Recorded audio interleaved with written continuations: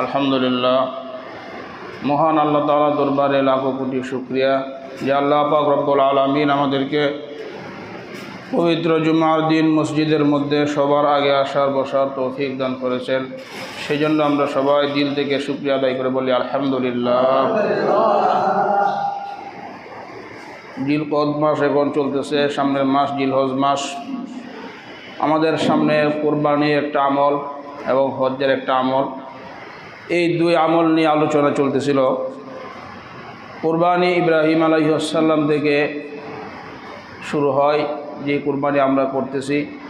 কোরবানির সাথে ইব্রাহিম আলাইহিস সালামের বিরাট একটা সম্পর্ক রয়েছে, ওনার বিবি হাজারা আলাইহিস সালামের ওনারও সম্পর্ক রয়েছে।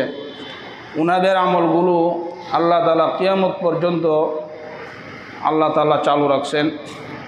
ইব্রাহিম আলাইহিস সালামের জীবনের একটা অনেক বড় অংশ, যেটা আমাদের মিল্লাতে ইব্রাহিমিয়া, যেটাকে আমাদের মধ্যে আল্লাহ তাআলা পরবর্তীতে চালু রাখছেন।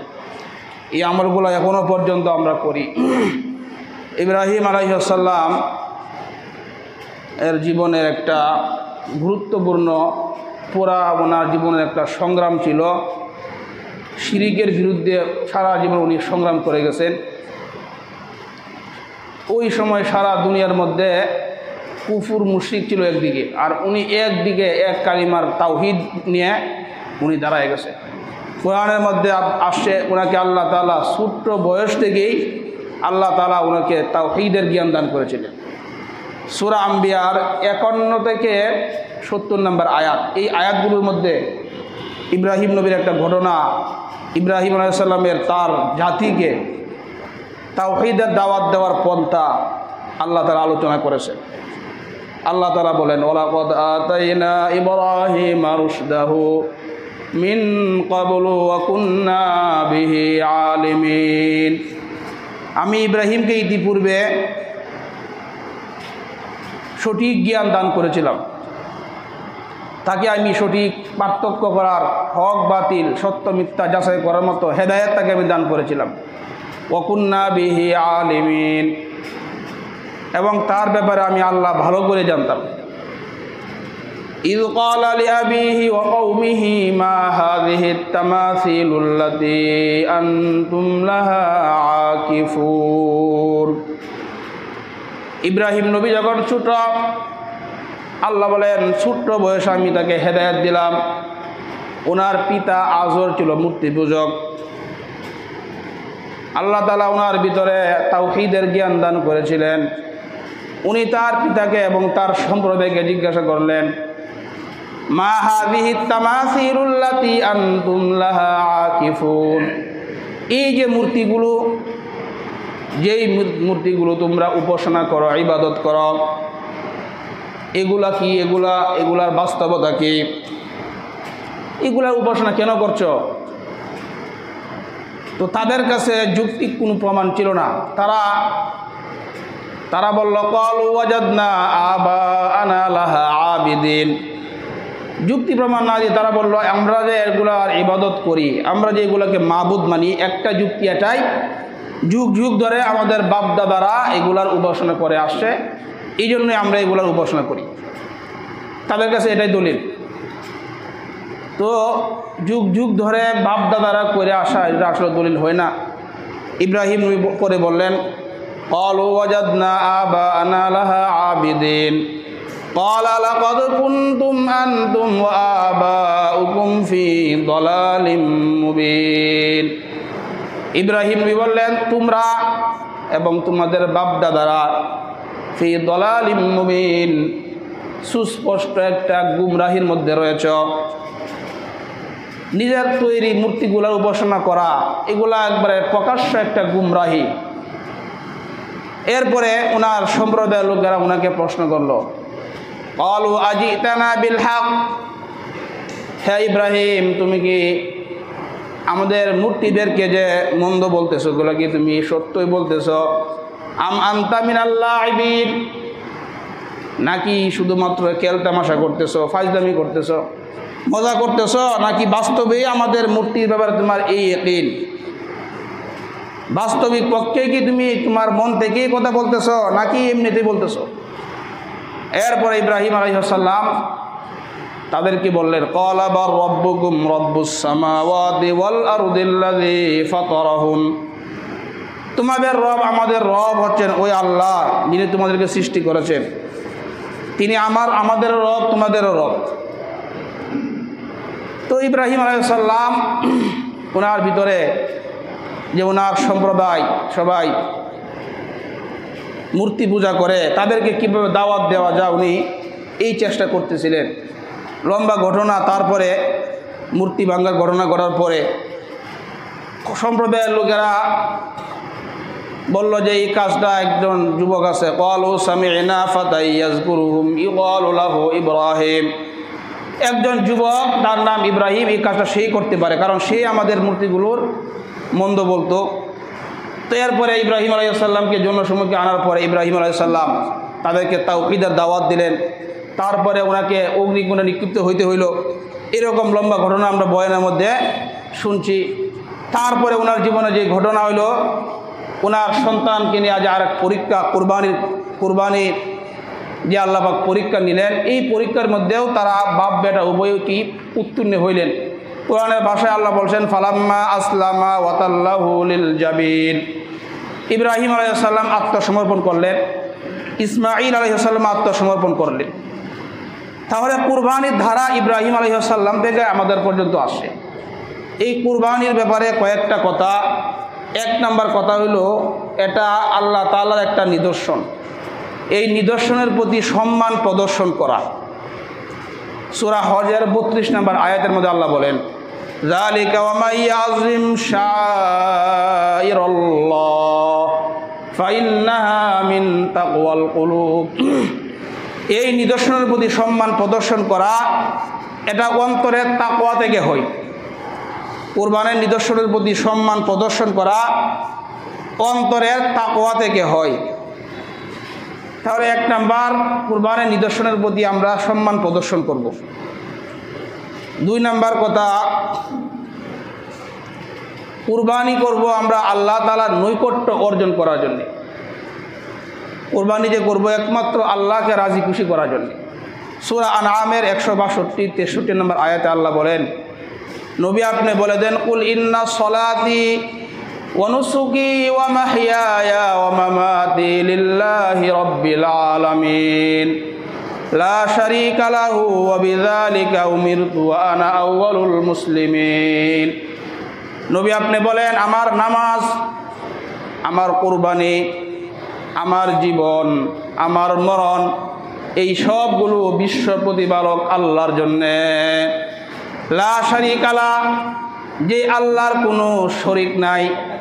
ওয়া বিযালিকা উমিরতু, আমি আদিষ্ট হয়েছি, আমাকে আদেশ করা হয়েছে একনিষ্ঠভাবে আল্লাহর ইবাদত করার জন্যে। ওয়া আনা মিনাল মুসলিমিন, এবং আমি মুসলমানদের মধ্যে থেকে একজন। তাহলে দুই নাম্বার আমরা পাইলাম, আমরা কুরবানি করব আল্লাহর নৈকট্য অর্জন করার জন্যে। তিন নাম্বার, আমরা কুরবানি করব ইব্রাহিম আলাইহিস সালামের সুন্নতকে কিয়ামত পর্যন্ত আল্লাহ তাআলা এই উম্মতের মাধ্যমে চালু রাখবেন, এই সুন্নত আদায় করার জন্য।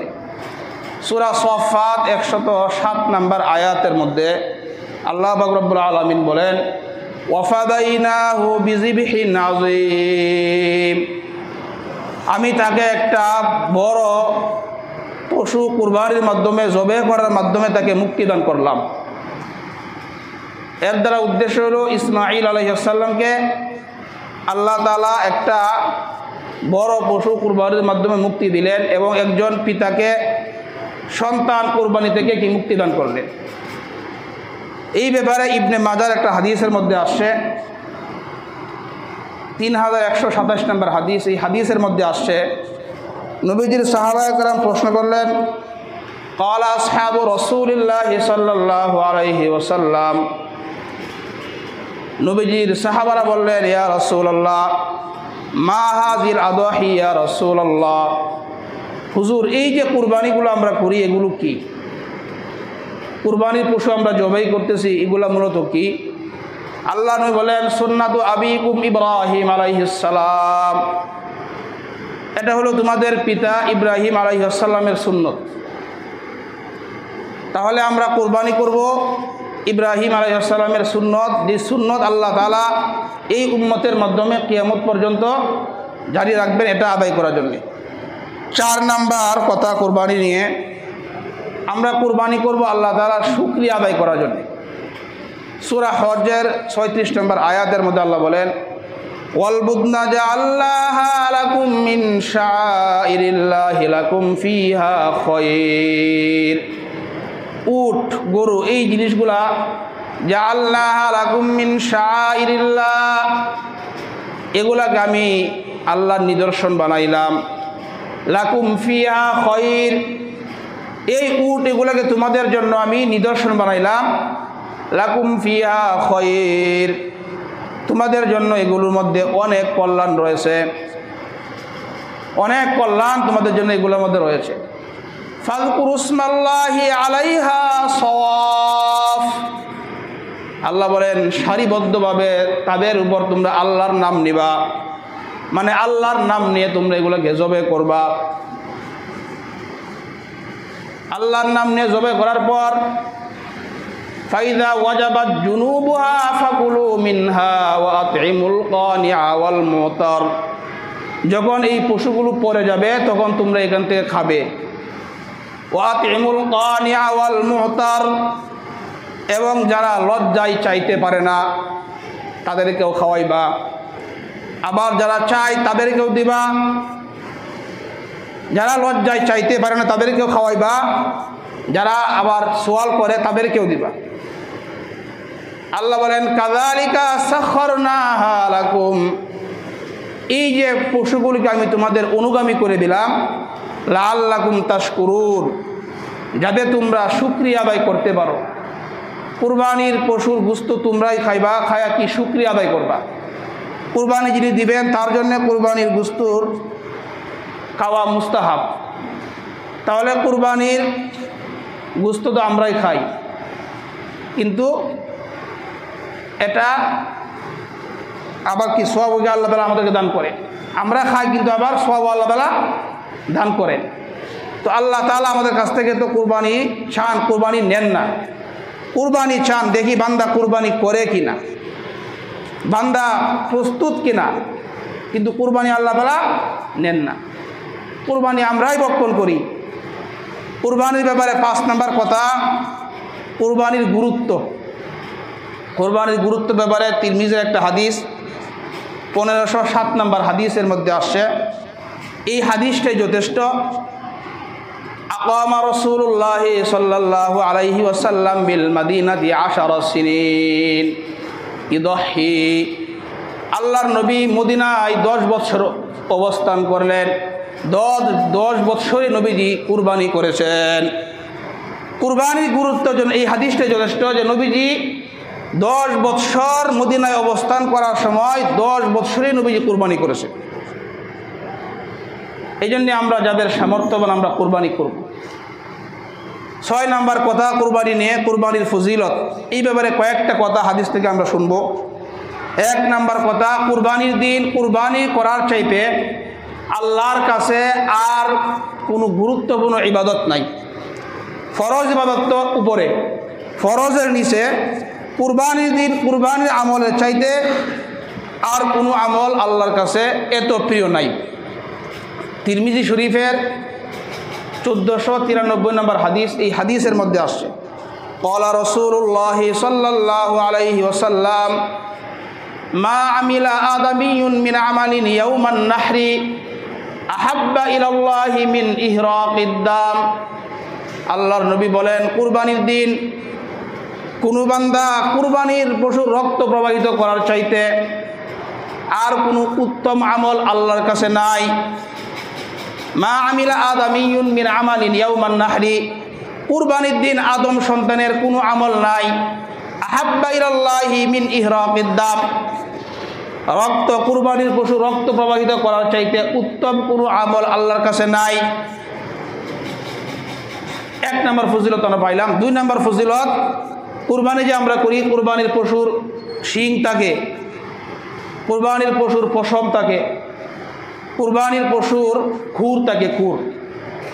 তিরমিজির এই হাদিসের শেষ অংশে নবীজি বলেন, এই পশু তার শিং, তার পশম, তার খুর নিয়ে কিয়ামতের ময়দানে বান্দার পক্ষে সাক্ষী দিবে। কুরবানির পশু নবীজি বলেন, ইন্নাহা লায়াতি ইয়াউমাল কিয়ামা বিকুরুনিহা ওয়া আশআরিহা ওয়া আজলাফিহা।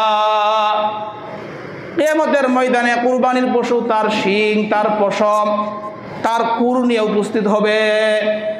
এই হলো এক ব্যাখ্যা। আরেক ব্যাখ্যা হইল কুরবানির পশু তার শিং, পশম, খুর এগুলোর সব নিয়ে উপস্থিত হবে।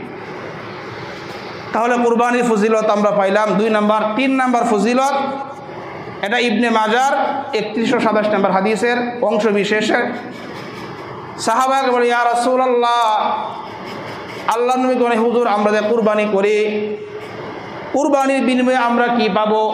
ফামা লানা ফিহা ইয়া রাসূলুল্লাহ, হুজুর এই কুরবানির মধ্যে আমাদের জন্য কি রয়েছে, আমরা কি পাবো? আল্লাহ নবী বলেন, বিকুল্লি শারাতিন হাসানা, প্রত্যেকটা পশমের বিনিময়ে একটা নেকি।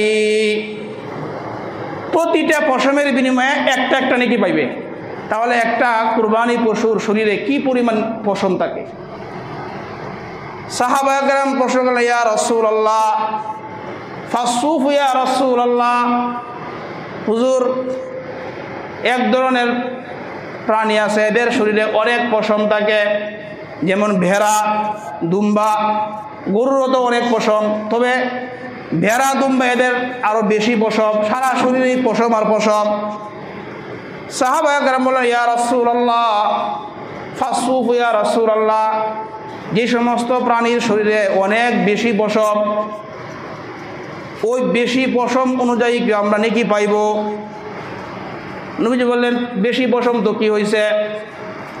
আল্লাহ নবী বললেন, কালা বিকুল্লি শারাতিন মিনাস সুফি হাসানা, পশম বেশি তো কি হয়েছে? বেশি পশমওয়ালা প্রত্যেকটা পশমের বিনিময়ে আল্লাহ এক একটা নেকি দান করবেন। তাহলে কুরবানির প্রতিটি পশুর প্রত্যেকটা পশমের বিনিময়ে এক একটা নেকি। কুরবানি যে আমরা করি, কুরবানির পশুর রক্ত জমিনে পড়ার আগেই আল্লাহর কাছে এটা একটা মর্যাদা লাভ করে। ওয়াইন্নাদ-দামা লা ইয়াকাউ ওয়াইন্নাদ-দামা লা ইয়াকাউ মিনাল্লাহি বিমাকান ক্বাবলা আন ইয়াকা মিনাল আরদ, কুরবানির পশুর রক্ত জমিনে পড়ার আগেই আল্লাহর কাছে একটা মর্যাদা লাভ করে। এখন আসেন, কুরবানির পশু রক্তর ফোঁটা জমিনে পড়ার আগে আমাদের আগের গুনাহ সব আল্লাহ মাফ করে দিবেন। সুবহানাল্লাহ। মুস্তাদরাক হাকিম একটা কিতাব, হাদিসের কিতাব, এই কিতাবের মধ্যে আসে নবীজি সাল্লাল্লাহু আলাইহি ওয়াসাল্লাম ওনার মেয়ে ফাতেমা রাদিয়াল্লাহু আনহাকে বললেন, হে ফাতেমা, ফাইন্না লাকি বিআউয়ালি কাতরাতিন তাকতুরু মিন দামিহা আইয়ুগফারা লাকি মা সালাফা মিন যুনুবিক। ফাতেমা, তুমি যে কুরবানি করলা, তোমার এই কুরবানি যে করলা এটার সব তুমি জানো নি। বিআউয়ালি কাতরাতিন তাকতুরু মিন দামিহা, কুরবানির পশুর প্রথম রক্তের ফোঁটা জমিনের মধ্যে পড়ার আগেই আল্লাহ তোমার আগের সমস্ত গুনাহ মাফ করে দিবেন। আইয়ুগফারা লাকি মা সালাফা মিন যুনুবিক, কুরবানির পশুর রক্তের ফোঁটা জমিনে পড়ার আগেই আগের সব গুনাহ আল্লাহ মাফ করে দিবেন। তাহলে কুরবানি করা দরকার আছে কি না? তাহলে আমরা কুরবানি করবো, এটা একটা অনেক সবের একটা ফজিলতের একটা আমল। সামর্থ্যবান যারা আমরা আছি, কুরবানি না করলে নবীজি সাল্লাল্লাহু আলাইহি ওয়াসাল্লাম কঠিন কথা বলে গেছেন। সামর্থ্য থাকা সত্ত্বেও যদি কুরবানি না করে কৃপণতায় বখিলি করে, তা নবীজি বলে গেছেন, ইবনে মাজার বর্ণনার মধ্যে আসছে, নবীজি বলেন, ক্বালা রাসূলুল্লাহ সাল্লাল্লাহু আলাইহি ওয়াসাল্লাম মান কানা লাহু সাআতুন ওয়া লাম ইউদহি, আল্লাহ যাকে টাকা পয়সা দান করলেন, সম্পদ দান করলেন, টাকা পয়সা পাওয়ার পরেও, সম্পদ পাওয়ার পরেও কুরবানি করে না, নবীজি বলেন ফালা ইয়াকরাবান্না মুসাল্লানা, সে যেন আমাদের ঈদগাহের কাছেও না আসে। বলেন নাউজুবিল্লাহ। নবীজি কি বলে গেলেন চিন্তা করছেন? কুরবানি আপনার উপর ওয়াজিব না করলে নবীজি বলছেন সে যেন আমাদের ঈদগাহের কাছেও না আসে। তাহলে কুরবানির পশুর রক্ত মাটিতে পড়ার আগেই আগের গুনাহ মাফ। মুস্তাদ আহমদের বর্ণনা, কুরবানির আমরা আগের হাদিসে পাইলাম প্রত্যেকটা পশমের বিনিময়ে এক একটা নেকি। এই হাদিসের মধ্যে নবীজি বলেন কুরবানির পশুর প্রত্যেকটা রক্তের ফুটার বিনিময়ে আল্লাহ এক একটা নেকি দান করবেন। সুবহানাল্লাহ। যায়েদ ইবনে আরকাম রাদিয়াল্লাহু আনহুর বর্ণনা, উনি বলেন ক্বালা রাসূলুল্লাহ সাল্লাল্লাহু আলাইহি ওয়াসাল্লাম বিকুল্লি কতরাতিন হাসানা, কুরবানির পশুর প্রত্যেকটা রক্তের ফুটার বিনিময়ে আল্লাহ এক একটা নেকি দান করবেন। তাহলে আমরা কুরবানির ফজিলতের ব্যাপারে আমরা এই হাদিসগুলো পাইলাম। এখন আসেন কুরবানি আমরা যখন করব, কুরবানি করার আগে আমাদেরকে চারটা বিষয় মনে রাখতে হবে। যারা কুরবানি করব আমরা চারটা বিষয় মনে রাখবো। এক নাম্বার, কুরবানির মধ্যে নিয়তটা ঠিক করে নেওয়া। কুরবানি একমাত্র আল্লাহর জন্য করা। দুই নাম্বার, আমরা হালাল টাকা দিয়ে কুরবানি করব। তিন নাম্বার, শরীয়ত অনুযায়ী আমরা কুরবানি করব, শরীয়ত মোতাবেক কুরবানি করব। চার নাম্বার, লোক দেখানোর জন্য আমরা কুরবানি করব না। এই চারটা কথা খুব ভালো করে আমাদের যারা কুরবানি করব আমাদের মনে রাখা দরকার। এক নাম্বার, নিয়ত। নিয়তের ব্যাপারে বুখারীর প্রথম হাদিস, উমর ইবনে খাত্তাব রাদিয়াল্লাহু আনহুর বর্ণনা, উনি বলেন ক্বালা রাসূলুল্লাহ সাল্লাল্লাহু আলাইহি ওয়াসাল্লাম ইন্নামাল আমালু বিন্নিয়াত, আল্লাহর নবী বলেন সমস্ত আমল নিয়তের উপর নির্ভরশীল। সমস্ত আমলের প্রতিদান পাবে নিয়ত অনুযায়ী। এই জন্যে কুরবানির মধ্যে শরীক নির্বাচন করার ক্ষেত্রে সাবধানতা অবলম্বন করা, শরীকি কুরবানি দেওয়ার ক্ষেত্রে সতর্কতা অবলম্বন করা। শরীকদের যদি কারো নিয়ত থাকে গলত, সাত নামে কুরবানি দেওয়া জায়েজ আছে, সাত নামে সাত শরীকে কুরবানি দেওয়া জায়েজ। তিরমিজি শরীফের 1502 নম্বর হাদিস, নবীজি বলেন ক্বালা রাসূলুল্লাহ সাল্লাল্লাহু আলাইহি ওয়াসাল্লাম, আল্লাহর নবীর এক সাহাবী বলেন নাহারনা মা রাসূলুল্লাহ সাল্লাল্লাহু আলাইহি ওয়াসাল্লাম বিল হুদাইবিয়া আল বাদানাতা আন সাবআতিন ওয়াল বাকারাতা আন সাবআ। আল্লাহর নবীর সাহাবী বলেন আমরা আল্লাহর নবীর সাথে হুদাইবিয়ার সন্ধির সময়, হুদাইবিয়ার মধ্যে আমরা কুরবানি করছি আল বাদানাতা আন সাবআতিন, উটের মধ্যে 7 জন 7 শরীক, ওয়াল বাকারাতা আন সাবআতিন, গরুর মধ্যে 7 শরীক। তাহলে শরীকানা কুরবানি দেওয়া জায়েজ। এই হাদিস থেকে আমরা পাইলাম 7 শরীকে কুরবানি দেওয়া জায়েজ আছে। তবে শরীকানা কুরবানি দেওয়ার ক্ষেত্রে সতর্কতা অবলম্বন করা, কারণ যদি শরীকদের মধ্যে কারো নিয়ত থাকে কুরবানির গোশত খাওয়া, নিয়ত যদি ঠিক না থাকে তাহলে কুরবানির সমস্যা। নিয়ত যদি হয় শুধুমাত্র কুরবানির গোশত খাওয়া তাহলেই তো সমস্যা। এই জন্যেই শরীকানা কুরবানি যদি পারেন একা দেওয়ার চেষ্টা করেন, না পারলে শরীকানা দিবেন কিন্তু যাচাই করে। যদি জানেন যে একজনের শুধু কুরবানি গোশত খাওয়ার নিয়ত তাহলে সতর্ক থাকা, বাঁচা। আবার শরীকানা কুরবানি দেওয়ার ক্ষেত্রে টাকা হালাল হওয়ার একটা বিষয় আছে। 7 জন কুরবানি দিলেন, কার টাকা হালাল কারটা হারাম আপনার জানা নাই। একা দিলেন, আপনারটা হারাম আপনি জানেন, হালাল আপনি জানেন, আপনার নিয়ত কেড়েও আপনি জানেন, মানে যা হয় ভালো মন্দ সে সব আপনারই হইল। আর যদি শরীকানা দিলেন, কারো যদি টাকা কি থাকে অর্ধেকের বেশি টাকা কি থাকে সমস্যা থাকে, হারাম থাকে, তাহলে সমস্যা। এই জন্যে শরীক খুব যাচাই করা সাবধানতার সাথে।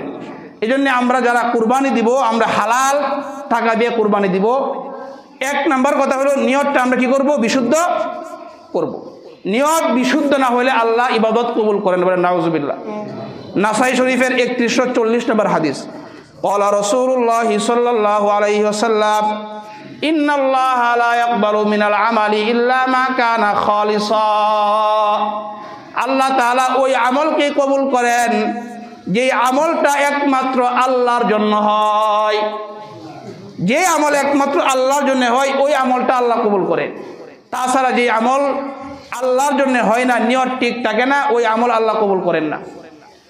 এই জন্য এক নম্বরে আমরা নিয়তটা ঠিক করে নেব যে আমরা কুরবানি করতেছি আল্লাহর হুকুম পালন করার জন্যে, আল্লাহকে সন্তুষ্ট করার জন্যে। এক নম্বর নিয়ত হলো এটা। দেখেন, নিয়ত ঠিক না থাকলে মানুষের আমল কি হয় না, গ্রহণযোগ্য, আল্লাহ কবুল করবেন না। একটা হাদিসের মধ্যে আসছে যে মুমিনের অন্তর তিন ক্ষেত্রে ধোঁকা দেয় না, প্রতারণা করে না। মুমিনকে তিনটা ক্ষেত্রে মুমিনের অন্তর তাকে ধোঁকা দেয় না। নবীজি বলেন, সালাসুল্লাহ ইউগিল্লু আলাইহিন্না ইখলাসুল কলবুল মুমিন। মুমিনের কলব তিন ক্ষেত্রে তাকে ধোঁকা দেয় না। এক নাম্বার, ইখলাসুল আমালি লিল্লাহ। মুমিন আল্লাহর জন্য আমল করবে, এই ক্ষেত্রে মুমিনের কলব তাকে ধোঁকা দেয় না। মুমিন আমল করবে একমাত্র কার জন্যে? একমাত্র আল্লাহর রাজি খুশির জন্য মুমিন আমল করবে, এই ক্ষেত্রে মুমিনের অন্তর তাকে ধোঁকা দেয় না। এই জন্য আল্লাহ শিখাই দিলেন, নবী আপনি বলেন, আমার নামাজ, আমার কুরবানি, আমার জীবন, আমার মরণ, এই সবগুলো বিশ্ব প্রতিপালক আল্লাহর জন্যে।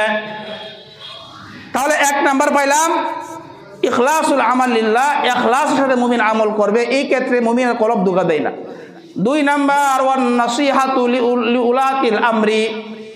মুমিন নেতৃস্থানীয়দেরকে নসিহত করবে, কোরআন সুন্নাহ তাদেরকে বুঝাইবে, এই ক্ষেত্রে মুমিনের কলব তাকে ধোঁকা দেয় না।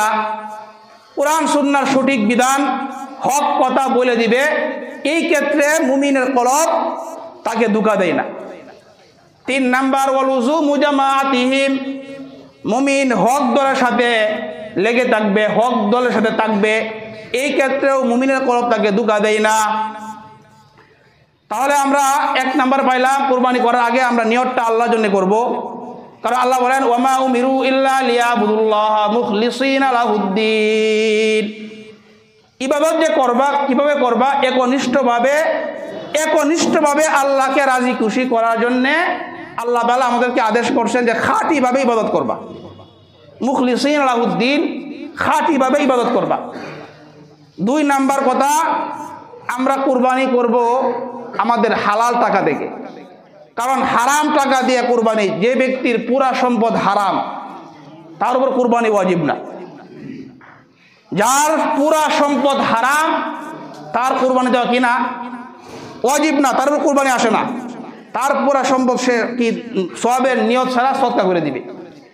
এই জন্য আমরা কুরবানি করব হালাল টাকা দিয়ে। নবীজি বলেন, হাদিসের মধ্যে আসে, বুখারী শরীফের হাদিস 2059 নম্বর হাদিস, আল্লাহর নবী বলেন, এমন একটা জামানা আসবে, যেই জামানার মধ্যে মানুষ শুধু টাকা জমাইবে, হালাল হারামের বাছ বিচার করবে না। টাকা আমার দরকার, টাকা আমার বেশি দরকার, গাড়ি বাড়ি দরকার, হালাল হারামের কোনো বাছাই সে করবে না।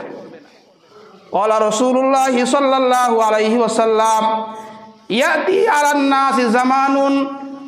আল্লাহর নবী বলেন, আমার উম্মতের মধ্যে এমন একটা জামানা আসবে, এমন একটা সময় আসবে আমার উম্মতের উপর, লা ইউবালিল মারউ মা আখাযা মিনহু আমিনাল হালাল আম মিনাল হারাম।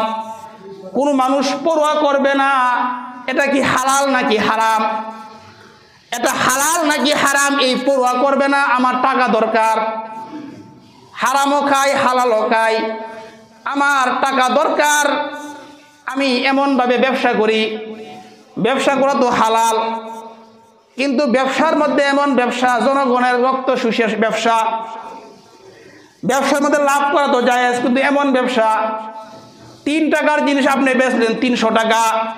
নবীজি বলছেন, আমার উম্মত তো হালাল হারামের যাচাই করবে না। এমন একটা জামানা আসবে, লাভ তো ব্যবসা করবেন, কিন্তু এরকম লাভ 10 টাকা জিনিস 500 টাকা। সাধারণ মানুষ কিচ্ছু বুঝে না, মূর্খ মানুষ দাম জানে না। আপনি জিনিসের দাম জিনিসের রেট কি করে, অনেক সময় রেট কি করে যে দাম দেওয়া থাকে এটা পুরাই ফেলে, পণ্যের দাম পরিবর্তন করে। কেন করে? নবীজি বলছেন, আমিনাল হালাল আম মিনাল হারাম। মা আখাযা মিনহু আমিনাল হালাল আমিনাল হারাম। আমার উম্মতের উপর এমন একটা জামানা আসবে, মানুষ পরোয়া করবে না এটা হালাল না হারাম, শুধু টাকা কামানো দরকার। তো এবার এরকম সম্পদ হারাম টাকা দিয়ে কুরবানি করলে আল্লাহ কুরবানি কবুল করবেন। কুরবানি করতে হবে হালাল টাকা দিয়া। কি টাকা দিয়া? হালাল টাকা দিয়ে কুরবানি করতে হবে। হারাম টাকা দিয়ে কুরবানি আল্লাহ কবুল করবেন না। 3 নাম্বার, কুরবানি দেওয়ার আগে 3 নাম্বার আমাদের জানার বিষয় শরীয়ত অনুযায়ী কুরবানি করা। কুরআন বলে, আল্লাহ বলেন, আল্লাহর বিধান পশু জবাই করার সময় বিসমিল্লাহ বলা। কি বলা? বিসমিল্লাহ বলে কুরবানি করা। এখন আপনি বলবেন আমি বিসমিল্লাহ বলবো না, কুরবানি হবে? কুরবানি হবে। আল্লাহ বলে ওয়ালা তাকুলু মিম্মা লাম ইযকার ইসমুল্লাহি আলাইহি, তোমরা ওই পশু ভক্ষণ করবা না যেই পশুর মধ্যে আল্লাহর নাম নেওয়া হয় না। যেই পশুর মধ্যে আল্লাহর নাম নেওয়া হয় না ওই পশু তোমরা কি করবা না? ভক্ষণ করবা না, খাইবা না। এরপর আল্লাহ বলেন ফাকুলু মিম্মা যুকিরা ইসমুল্লাহি আলাইহি, যেই পশুর মধ্যে আল্লাহর নাম নেওয়া হয়, বিসমিল্লাহ বলা হয়, এই পশু তোমরা ভক্ষণ করবা। তাহলে 3 নম্বরে শরীয়ত মোতাবেক কুরবানি করা, বেদাতি কাজ থেকে বেঁচে থাকা। কি থেকে বাঁচা? বেদাতি কোনো কাজ না করা। কুরবানির মধ্যে অনেক সময় দেখা যায় মানুষ অনেক বেদাত করে বসে। কুরবানির পশু কেনার পরে অনেকে পশু নিয়ে এমন কাজ করে যেগুলো অনেকগুলো বেদাত। বুখারী শরীফের হাদিসের মধ্যে আসছে 2697 নম্বর হাদিস। এই হাদিসের বর্ণনাকারী আম্মাজান আয়েশা সিদ্দিকা রাদিয়াল্লাহু আনহা, উনি বলেন, আম্মাজান আয়েশা বলেন, মান আহদাসা ফি আমরিনা হাযা মা লাইসা ফিহি ফাহুয়া রাদ্দুন, আমাদের ইসলাম ধর্মের মধ্যে যা নাই এগুলা যে উদ্ভাবন করবে, চালু করবে, এগুলাই হলো প্রত্যাখ্যান করা হবে। ইসলাম ধর্মে যা নাই তা যে করবে এগুলা প্রত্যাখ্যান করা হবে। এগুলা হলো বেদাত। এগুলা কি? বিদআত।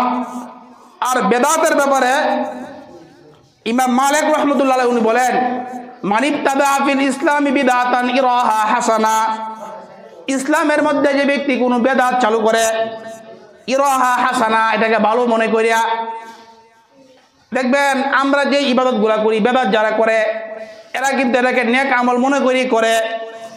ইমাম মালিক বলেন যে ইসলামের মধ্যে বেদাত করবে, এটাকে ভালো মনে করবে, ফাকাদ জামা আন্না মুহাম্মাদান সাল্লাল্লাহু আলাইহি ওয়াসাল্লাম কাদ খানার রিসালা, সেজন্য ধারণা করলো মুহাম্মদ সাল্লাল্লাহু আলাইহি ওয়াসাল্লাম তার রিসালাতের দায়িত্ব পালন করতে ত্রুটি করে গেছেন। নাউজুবিল্লাহ।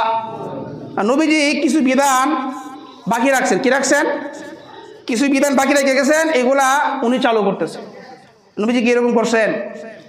না, নবীজি সব বলে গেছেন যে বেদাত করবে। নবীজি বলেন, ইমাম মালিক বলেন যে ব্যক্তি বেদাত চালু করলো সে ধারণা করলো যে মুহাম্মদ সাল্লাল্লাহু আলাইহি ওয়াসাল্লাম তার নবুয়তির মধ্যে খিয়ানত করে গেছেন। বলেন নাউজুবিল্লাহ।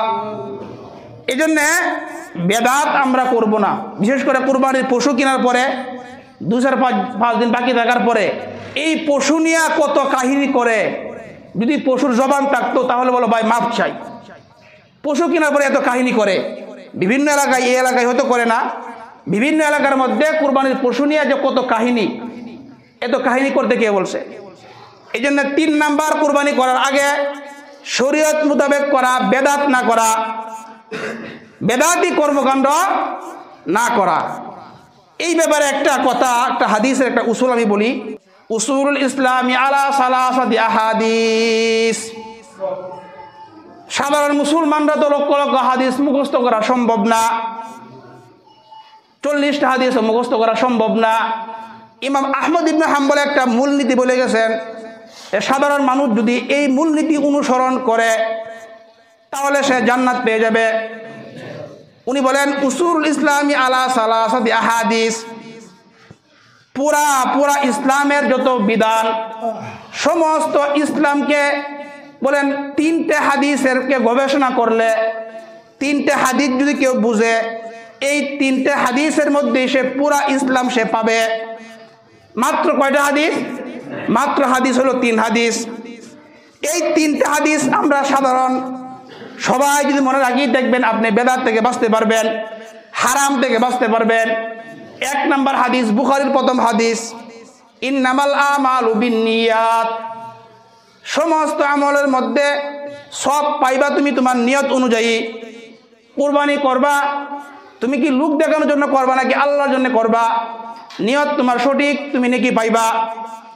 এটা 1 নম্বর হাদিস, সমস্ত কাজের মধ্যে নিয়ত হবে আল্লাহর জন্য। 2 নম্বর হাদিস, এই যে বুখারীর যে হাদিস বললাম, আমাদের আয়েশার হাদিস, মান আহদাসা ফি আমরিনা হাযা মা লাইসা ফি ফাহুয়া রাদ্দুন, আমাদের ইসলাম ধর্মের মধ্যে যা নাই তা আমরা করব না, ইসলাম ধর্মে যা নাই তা প্রত্যাখ্যান করব, নিয়তটা ঠিক করে করব, বেদাত করব না। 3 নম্বর হাদিস হইল নুমান ইবনে বাশিরের হাদিস, উনি বলেন ক্বালা রাসূলুল্লাহ সাল্লাল্লাহু আলাইহি ওয়াসাল্লাম আল হালালু বাইয়িনুন ওয়াল হারামু বাইয়িনুন ওয়া বাইনাহুমা মুশাব্বাহাত।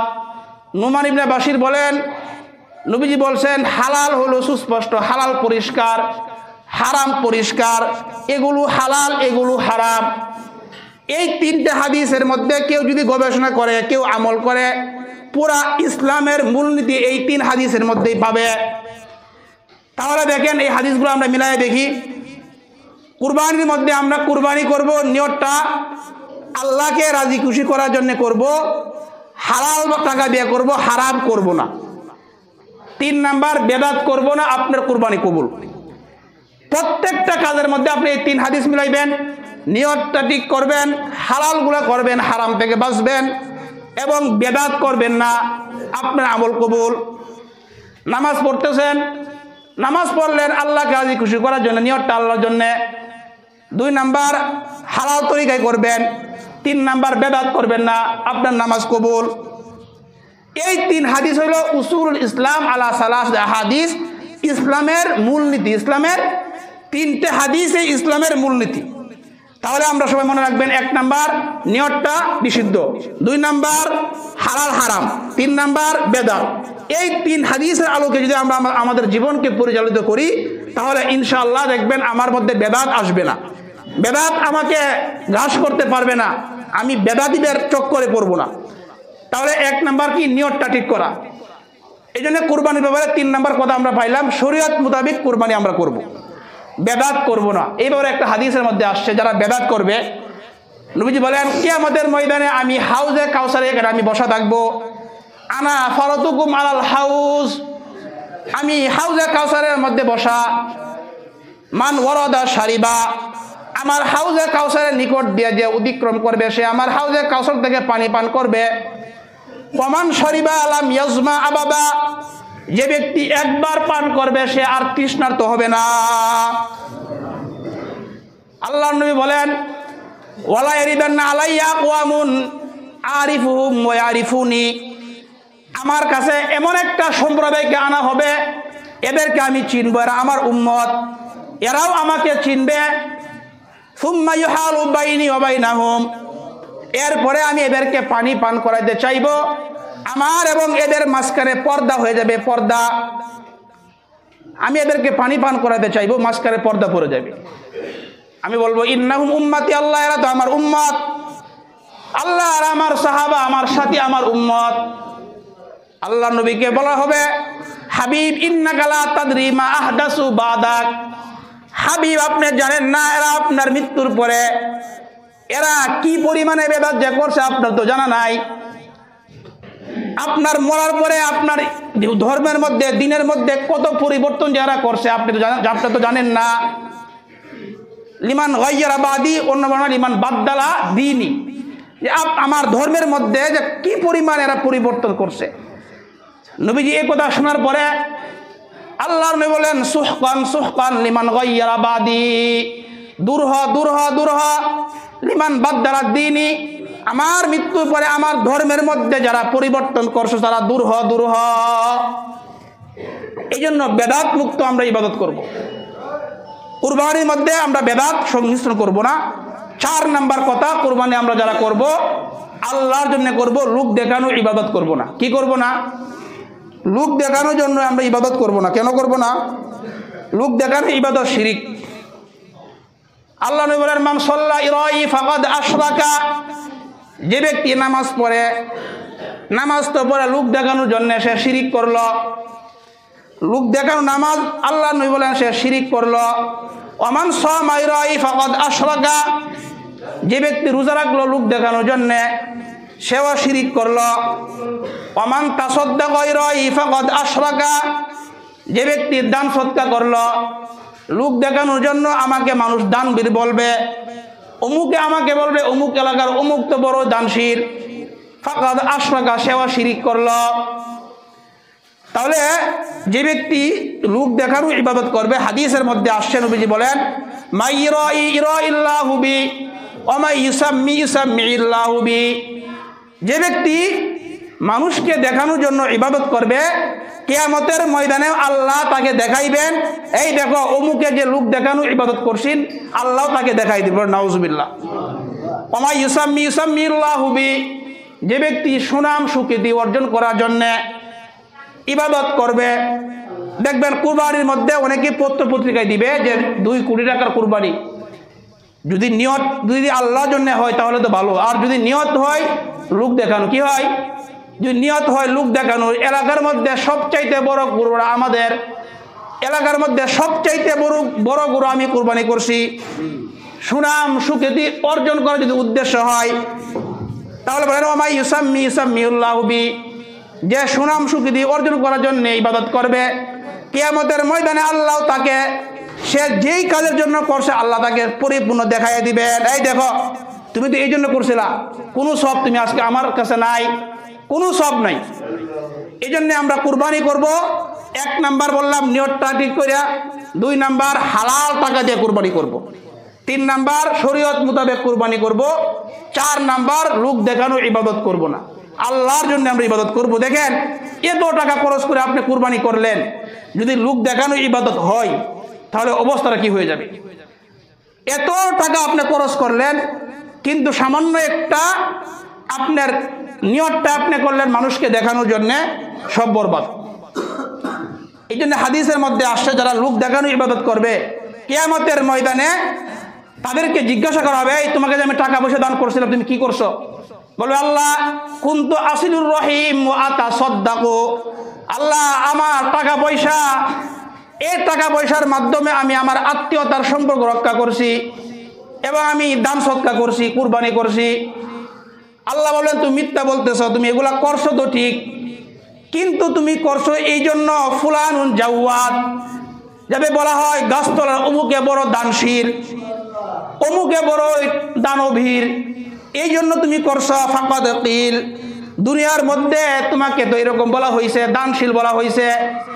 এই ব্যক্তিকে মাথাটা নিচ দিকে পাগুলো উপর দিকে কইরা হেসরাইতে হেসরাইতে জাহান্নামে নিক্ষেপ করা হবে, বলেন নাউজুবিল্লাহ। নিয়ত ঠিক হইলে আল্লাহ তাআলা সব দিবেন কত? কুরবানির মধ্যে নিয়ত ঠিক হইলে প্রত্যেকটা পশুর রক্ত, এই পশুর রক্তের বিনিময়ে এক একটা নেকি, পশুর পশমের বিনিময়ে এক একটা নেকি, এবং কুরবানির পশুর রক্তের ফুটা পড়ার আগে আল্লাহ আমার আপনার আগের সব গুনাহ মাফ।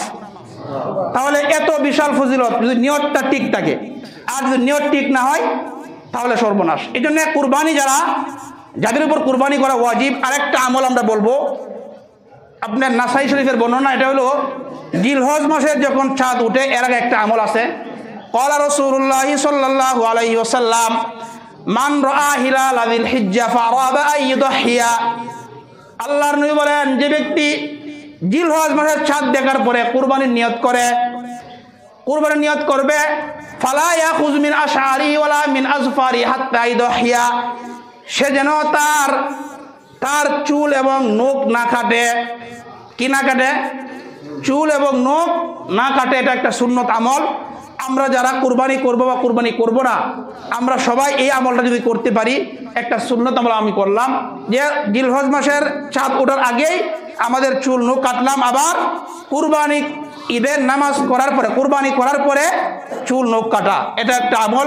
এই আমলটা উম্মতের একটা এজমা, সবাই এই আমলটা করে, আমাদের বুজুর্গানি কেরামও করছেন, সমস্ত মাদারিসে কওমের মধ্যে এই আমলটা করি, আমরাও ইনশাল্লাহ করছি। ইনশাল্লাহ আমরা যারা কুরবানি করবো এই আমলটা আমরা করব। তাহলে ইনশাল্লাহ আজকে আমরা আলোচনা শুনলাম মোট কথা 10টা কথা। কয়টা কথা বলছি? 10টা কথা। 1 নম্বর কথা, কুরবানি হলো আল্লাহর নিদর্শন। কার নিদর্শন? শাআইরুল্লাহ, আল্লাহর নিদর্শন, এই নিদর্শনের প্রতি সম্মান প্রদর্শন করা। এবং এই সম্মান প্রদর্শনটা এটা কই থেকে হয়? ফাইন্নাহা মিন তাকওয়াল কুলুব, অন্তরের তাকওয়া থেকে হয়। কই থেকে হয়? তাকওয়া থেকে হয়। এক শ্রেণীর মানুষ আছে, এরা দেখবেন নাস্তিক মার্কা মানুষ, এরা বলবে যে কুরবানির সময় এত পশু জবাই করার দ্বারাতে পৃথিবীর মধ্যে কি হবে, পশু কমে যাবে, এরকম কথা এক শ্রেণীর মানুষ বলে কিনা। দেখেন কুরবানি শুরু থেকে আজ পর্যন্ত এই যে গরু, উট, এগুলা কি শেষ হয়ে গেছে না বাড়তেছে? যে জিনিসটা যত বেশি ব্যবহার হয় আল্লাহ এটা নিয়ামত বাড়াইয়া দেন। কিন্তু নাস্তিকরা কি বলে, যে কি কুরবানি করে সব গরু শেষ। দেখবেন এদের গায়ে জ্বলা পোড়া, কি এদের গায়ে জ্বলা পোড়া শুরু হয়। এরা তো গরুর গুস্ত খাইতে পারে না, এরা খায় হলো গরুর প্রসাব। কি খায়? গরুর প্রসাব এরা খা। এই জন্য আমরা কুরবানির নিদর্শনের প্রতি সম্মান প্রদর্শন করব। 2 নাম্বার কথা, যে কুরবানি করব একমাত্র আল্লাহর নৈকট্য অর্জন করার জন্য। 3 নাম্বার কথা, ইব্রাহিম আলাইহিস সালামের সুন্নতকে জিন্দা করার জন্য। 4 নাম্বার, আল্লাহর শুকরিয়া আদায় করার জন্য আমরা কুরবানি করব। 5 নাম্বার, কুরবানির যে গুরুত্ব বললাম, আল্লাহর নবী মদিনায় যাওয়ার পরে 10 বছর অবস্থান করেছেন, 10 বছরই নবীজি কুরবানি করছেন। 6 নাম্বার, কুরবানির অনেকগুলো ফজিলতের কথা বললাম। এর মধ্যে একটা আজীব ফজিলত, সবচেয়ে গুরুত্বপূর্ণ ফজিলত আমরা বললাম যে কুরবানির পশুর রক্ত মাটিতে পড়ার আগেই নবীজি বলেন তোমার আগের গুনাহ সব মাফ, না? এই জন্য আমরা কুরবানি আমলটা করব। এরপরে 4টা কথা, যে গুরুত্বপূর্ণ কথা, যারা কুরবানি করব নিয়তটাকে আমরা বিশুদ্ধ করে করব। 2 নাম্বার কথা, আমরা হালাল টাকা দিয়ে কুরবানি করব। এর মধ্যে একটা কথা গুরুত্বপূর্ণ, শরীক নির্বাচন করার ক্ষেত্রে আমরা যাচাই করব এবং সকলকে বলবো ভাই নিয়তটা আমরা আল্লাহর জন্য করব, শুধুমাত্র গোশত খাওয়ার নিয়ত করব না এবং হারাম টাকা দিয়ে করব না। 3 নাম্বার কথা বললাম যেটা শরীয়ত মোতাবেক কুরবানি করা। 4 নাম্বার কথা হইলো লোক দেখানো কুরবানি না করা। আল্লাহ পাক রব্বুল আলামিন যে কথাগুলো বললাম শুনলাম, আমাদের সকলকেই এই কথাগুলো মাইনে আমল করার তৌফিক দান করেন, খাঁটিভাবে কুরবানি করার তৌফিক দান করেন। আমিন। ওয়া আখিরি দাওয়ানা আলহামদুলিল্লাহি রাব্বিল আলামিন।